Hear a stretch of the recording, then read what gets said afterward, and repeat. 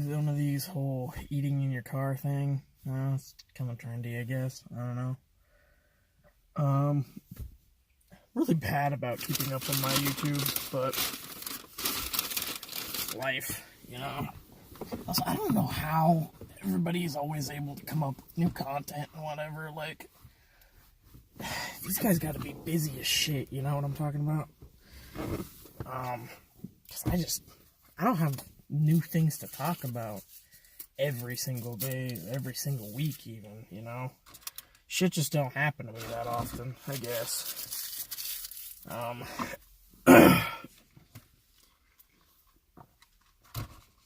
So, yeah, so this is just gonna be a real fucking casual life update thing.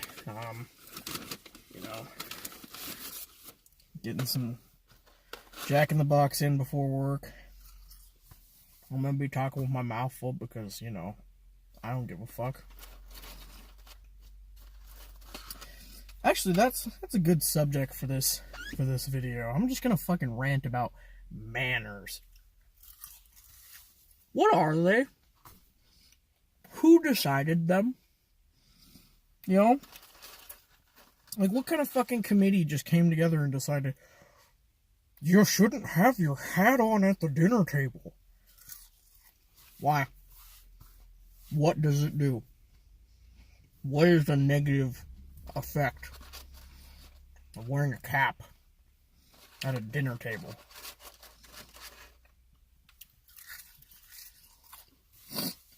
I'm guessing it's something religious. You know, something about, I don't know, God's lied into your head or some shit like that. Some separation of church and state we really have. Fucking so ingrained in our culture.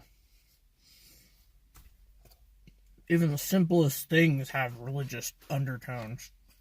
You can't fucking sneeze without someone saying, God bless you. And I know, that's really normal, and it seems really normal, and it seems petty to gripe about it. But, like, when you think about it, like, it's not that petty. It's just, that's just how brainwashed we are. This fairy tale bullshit is so normalized within our society.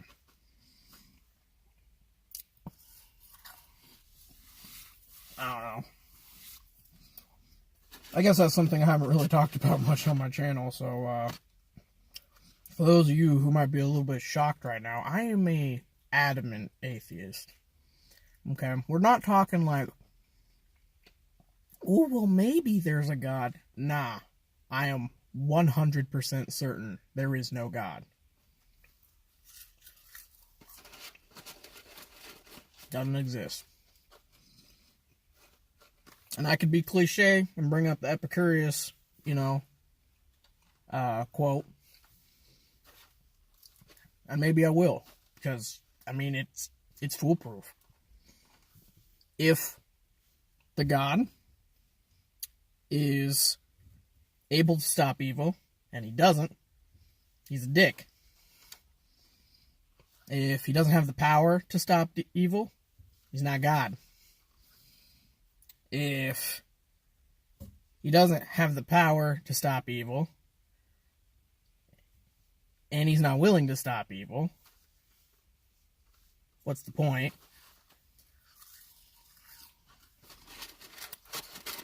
You know, it's just, the existence of evil disputes God. And it, like, just flat.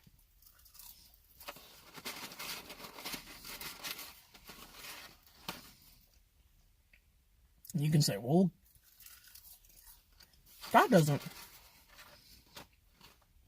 dictate whether or not someone's evil. He doesn't take away that freedom of choice. Why not? If he can, and he has that ability, why would he? Why wouldn't he just make everything perfect or ideal? He would. If a God who's all powerful, omnipotent, had the power to make everything exactly the way he wants it, he would make it exactly the way he wanted. He wouldn't just leave these fucking loose ends like this.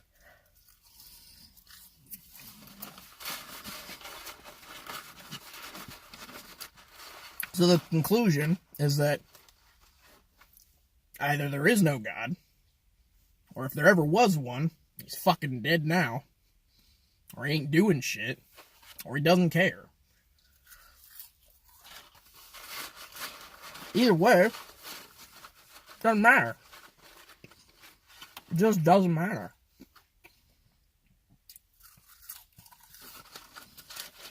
It's not worth putting in your life and your effort and your time to devote to something like that.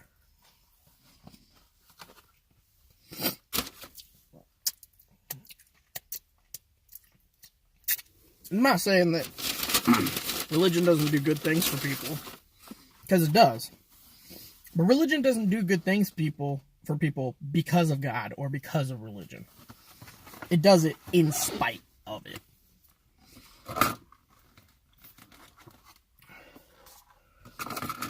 I'm not a good person because I'm religious. Because I'm not religious. And I am still objectively a good person. I can be mean. I can be cruel. But overall, on average, I'm a nice guy. And I feel douchey saying it, but that just reinforces my belief that I am good. You know, if you feel guilty talking about or bragging about, I'm not really bragging, I guess, about being good, I mean, that's some more reinforcement.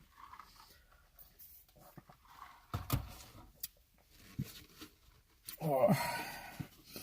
So we got the bacon ultimate cheeseburger from Jack in the Box. The number 6, as the clerk kept calling it. I'm like, dude, it's not very good customer service to keep calling it the number 6. You know, like, I don't want to be advertised like I'm buying a number, man. Like, don't do that. Just tell me what it is.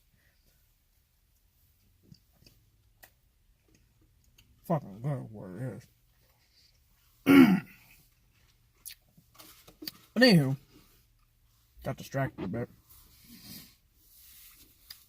But yeah, I'm not trying to like say like if you're already religious, you should stop kind of thing. But like, I just want people to think, you know, just have some critical thinking. Just really consider it. Think about it.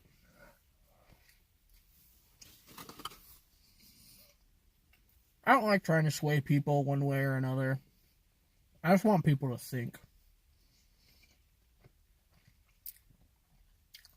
Because, I mean, I'd be lying if I said I haven't had people try and convince me, and I haven't considered it. But it always comes back to the same thing. Even if there's a God, and I refuse to believe there is, I don't like the guy. Or girl. Whatever.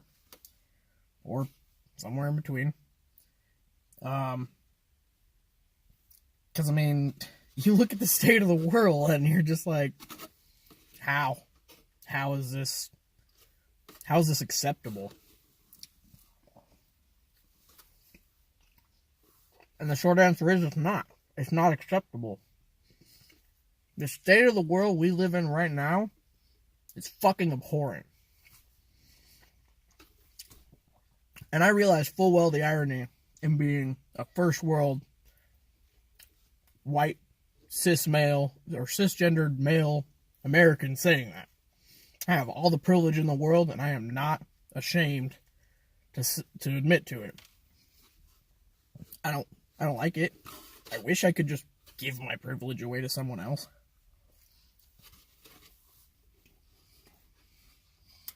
Which is not to say I don't enjoy the benefits, because I do. This year, right now, this is privilege right on display.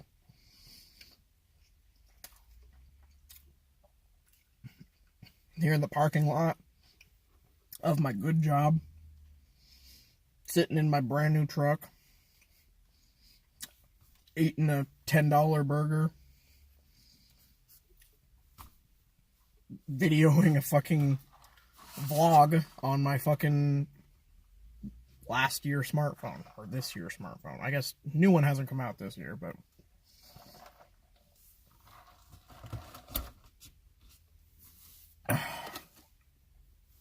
so I mean, I get it, you know, take it with a grain of salt kind of thing, especially coming from me, but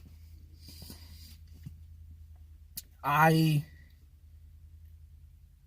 outraged all the time, and it's not like a personality flaw of mine. Like, people are just shot and killed and murdered, and they go hungry, they get raped, they're tortured, they're stolen from. And it's not like a once in a while, one out of every million kind of thing. It's like a daily basis, most people have experienced it kind of thing.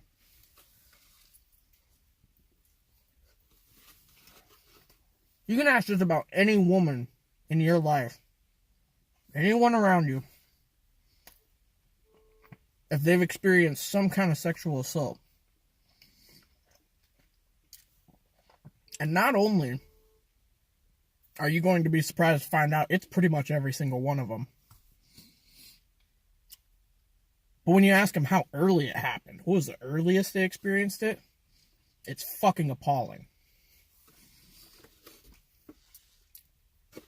And it's not just women, but let's be honest, who fucking cares?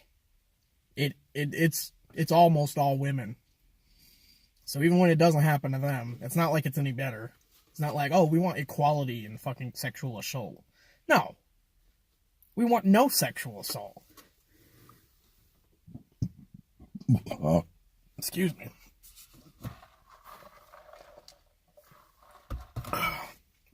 Man, I started this video with manners. Where the fuck did I get to? Yeah, I'm talking with my mouth full. Okay. So it's a little hard to hear me. Maybe there's a little spittle every now and then. If it's gross, don't watch it. If it's gross, look away. You know, like, I don't fucking get it, man. People are so weird. Just fucking weird. I mean, I'm weird too, I guess. Well, I don't know. It's fucking society.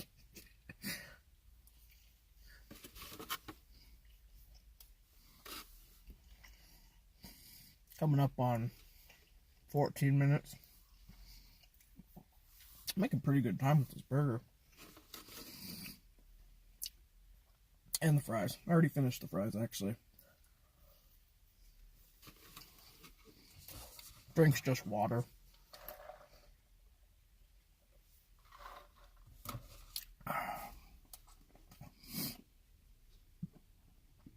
Been playing Magic the Gathering for about 8 or 9 years now. Started in about 2011.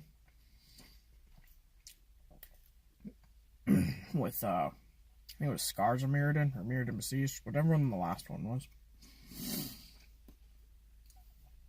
And, it's only recently, like since maybe December, I finally hit that point where I feel like I'm not a fucking idiot. I've kind of got it, you know? I figured it out. It's not like it was any, like, one special thing or anything like that. You know what? No, it kind of is. It's like the psychological thing.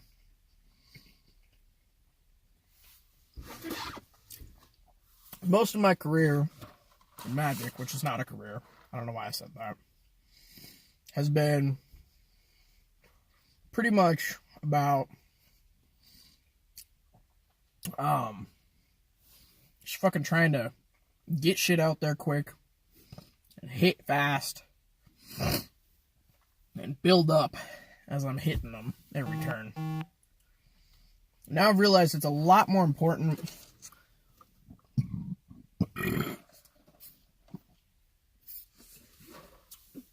just to simply play cards. You know, when I was starting out, and even as recently as last year, I'd miss land drops. I wouldn't have anything to play on a turn. I just have to pass because I'd be in between spells. You know, like I'd have two mana available, and I'd have a 3-drop in my hand. I just wouldn't have anything to play. I realized that right there is not a spot you want to be in. No matter what card you're playing, it's better than no card, you know. But there is a time and a place where you want to hold back your shit, and that's the thing I only recently started to grasp, is just holding back, just saving some stuff for when they show their ace, or they obliterate your shit, and they think that they're ready to go on the backswing. You gotta be ready for the backswing. You gotta backhand the backswing. Counter the counter kind of thing. Not literally, because fuck blue spells, but yeah, so like a lot of the times what I've started doing is I'll start to flood the board just to build some pressure, and, you know, I'll throw out spells I can get rid of, you know, like maybe throw an enchantment on a 1/1 just to put a little extra pressure on, you know, like you gotta answer this or else you're gonna die kind of thing. But at the same time, I'm not losing anything if you decide to fucking murk it with a kill spell, or you fucking like block it with, you know, one of your beefy boys. So it's really like rewarding to me to be able to finally get that handle on putting pressure in, but knowing I've got something I'm holding back. And then when they throw out their good shit or they take out my shit, I can either reflood the board really quickly or just put that extra little bit of hurt on them. What I've been doing lately, the thing that's been working for me, because I'm playing a lot of Arena, which is how I'm getting this experience, because that's been my biggest problem, is I just haven't had the ability to play games and get the experience in, you know? And now that I can just play a game quickly with Arena, I can get that experience in. I don't really like Standard. Modern's more my swing. But Standard, especially in the meta we're in right now, plays a lot like Modern. And so it's pretty similar, and you get a lot of the same experience. I